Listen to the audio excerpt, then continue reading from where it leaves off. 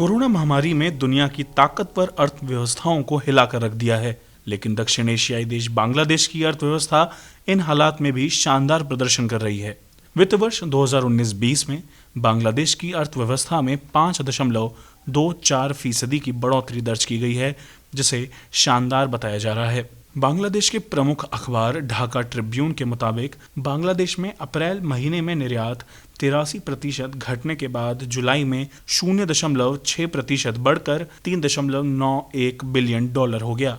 वहीं मई से जून तक 36% की वृद्धि के साथ आयात में भी सुधार के संकेत दिखाई दे रहे हैं। इसके अलावा विदेशों से आने वाले पैसे में भी उछाल आया है और विदेशी मुद्रा भंडार में जुलाई में $37.1 बिलियन की पूंजी आई। हाल के वर्षों में जिस तरह की विकास दर बांग्लादेश में देखने को मिली है, उससे अर्थशास्त्रियों और वैश्विक संस्थाओं का अनुमान है कि देश की अर्थव्यवस्था एशिया की अन्य अर्थव्यवस्थाओं की तुलना में तेजी से महामारी से उबर जाएगी। पिछले वित्त वर्ष में बांग्लादेश की विकास दर भारत से ज्यादा रही थी और हालात देखकर लगता है कि यही स्थिति इस वर्ष भी रह सकती है। इसके उलट भारत में अर्थव्यवस्था को पटरी पर लाना आसान नहीं होगा। वाणिज्य और उद्योग मंत्रालय के ताजा आंकड़े बताते हैं कि अप्रैल माह में देश में निर्यात 60% से ज्यादा गिरकर $10.36 बिलियन तक आ गया है। हालांकि ये आंकड़े बहुत नहीं चौंकाते, क्योंकि अर्थव्यवस्था की रफ्तार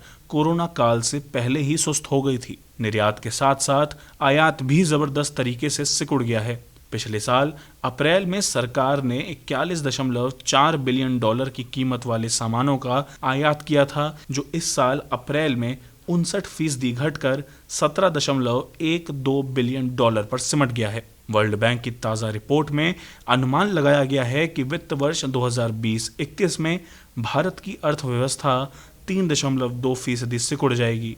बीते साल यही दर पॉजिटिव 4.2% थी। ब्यूरो रिपोर्ट, गो न्यूज़।